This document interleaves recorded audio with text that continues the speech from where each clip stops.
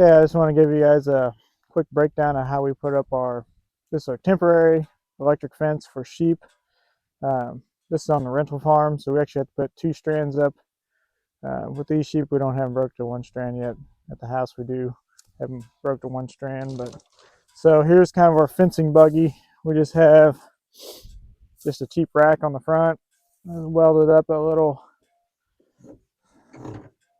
extension rod here. This is what I'm gonna hang my reel off of. So I stole this from Greg Judy. He had this design on his.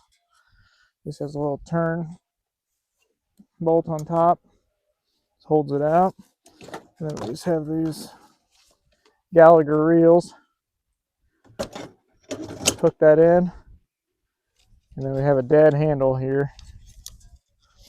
I always wrap that up so it doesn't get tangled in my tire whenever I'm driving down the road. So this is going to hang off the side. I'm going to go ahead and hook on the fence. And then, so up here we went ahead and put up. We had to run an offset electric fence for our sheep. So this fence here is for cattle.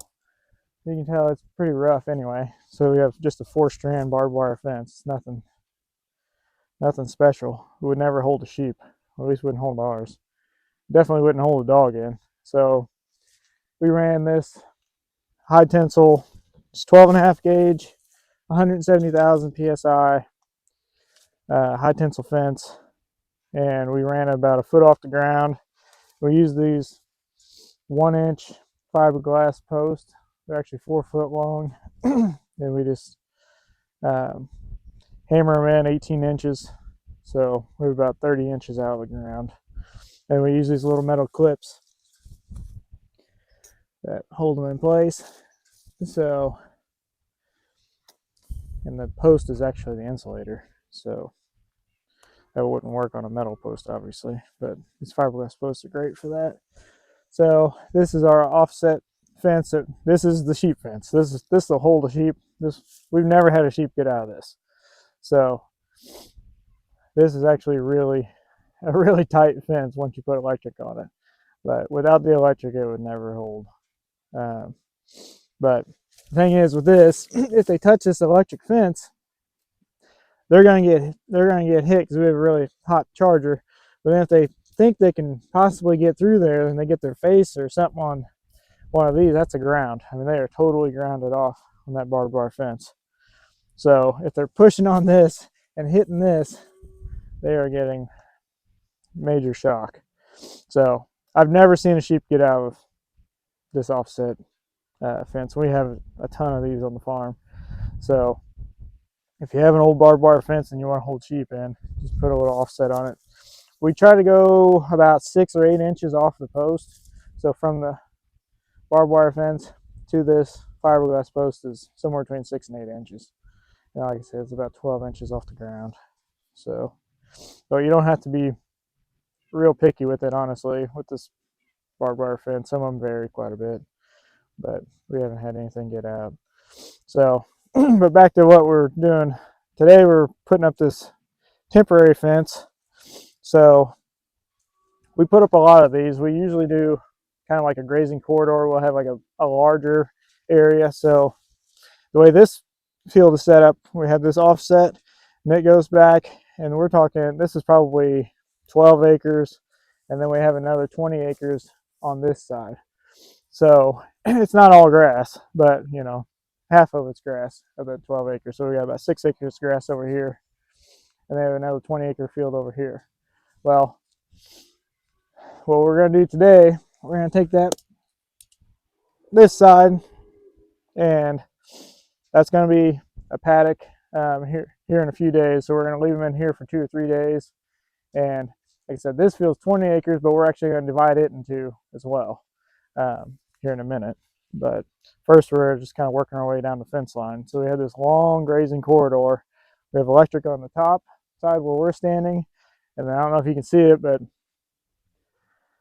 way down there at the bottom of the hill, there's another electric fence that runs the entire length of that creek. So, and it's permanent, and this one's permanent basically.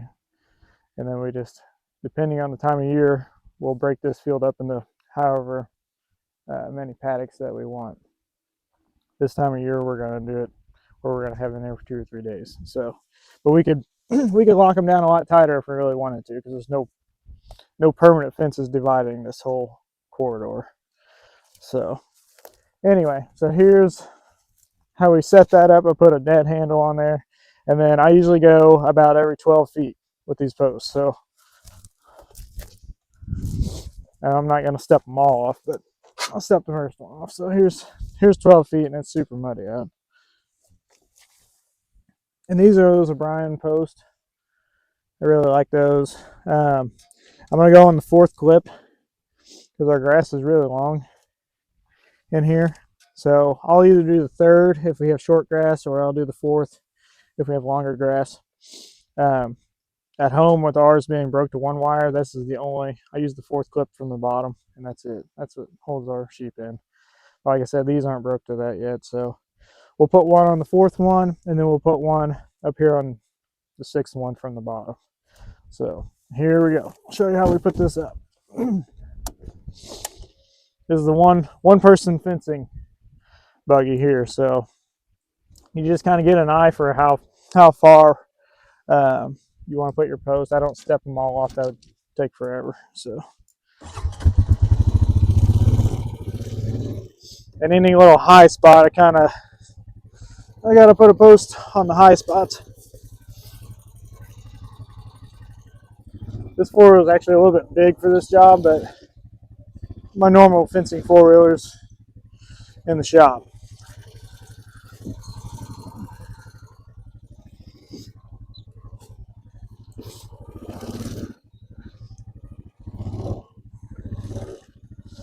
It's gonna go until it looks good, and I just step off to the side and push it in.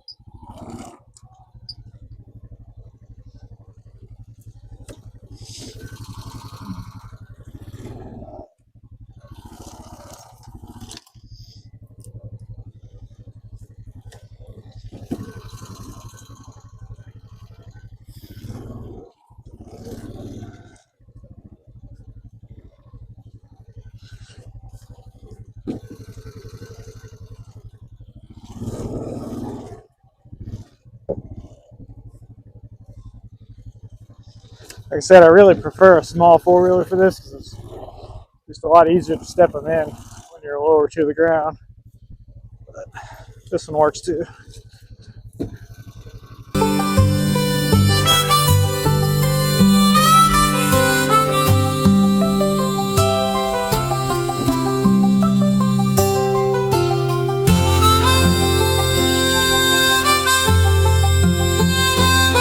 only carry so many in the front.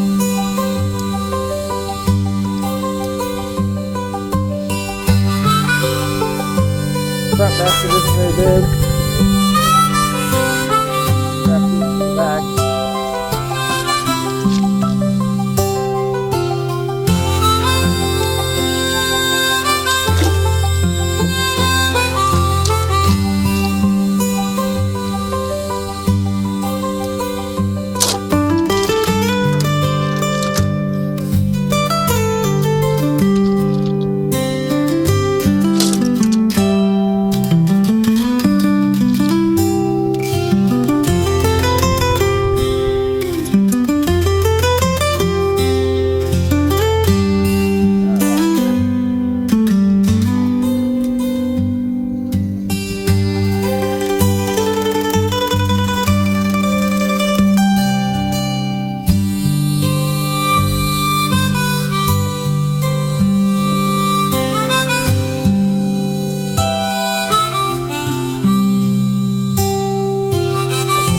This is why I like the O'Briens. They got the clip that's super easy to clip onto them. You can just do it with one hand. It also has a tiny little spike so you can step it in really easy.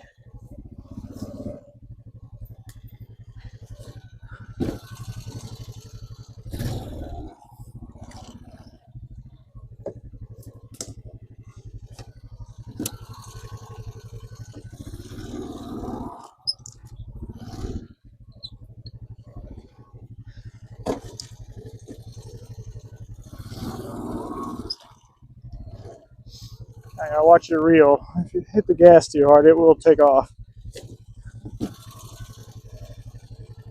Then it can get tangled. Just kind of keep an eye on it.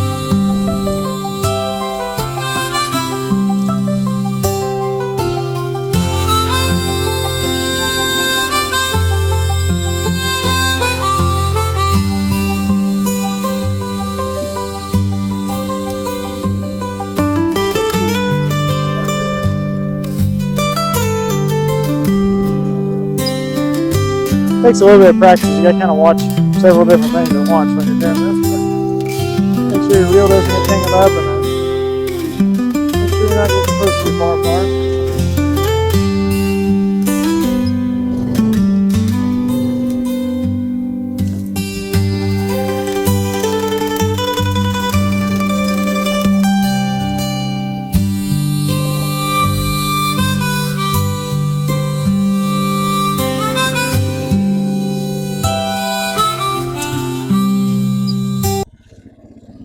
I try to aim for a fence post on this permanent fence. This one here's not ideal because it has a T-post down here, but it's an old electric fence that we didn't put in. But so I'm gonna hook into this, the other end of the permanent electric fence.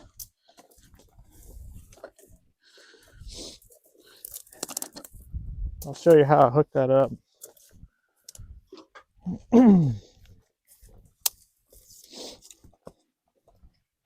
Since this is a T-post, I'm gonna put a step in next to it so I can have something that's not gonna conduct electricity. I can kind of hook my reel onto. So I just take it, just grab my wire and get it as tight as I think I'm gonna need it, and then measure it out. So I know that's about where I want it. And I try to give it 3 wraps on this metal hook. It's not the way they showed to do it, but again, that's what I got. I got that one from Greg Judy too. It's one less thing to carry around. They usually have you put them alligator clips on there. That just one more thing to hold on to. So then once I have that wrapped 3 times, I can hook this on there. Maybe I'll do it on this side actually. So nope. This is why I don't like these old clips on the T-post. Luckily this fence is dead. So if you run into trouble, here's a couple things you can do. Step my teeth. Sometimes I'll go on this side of it. That'll help. Just gotta, these older fences you gotta work with a little bit more. That's why I like the fiberglass. So it only has to hold for a few days, 2 or 3 days. But that's basically how we hook it in. A lot of times I don't really like hooking it like that, but if it makes it work, it works. But this is my typical way. I'll go on this side. I'll just hook it like that. And actually that might work better even on this one. So that's my standard hookup. So sometimes I'll go like that. Depends on what you need it to do. And that's one. And then we'll go ahead and run another one. On this farm, we're going to have to run another one on top of this wire. So I can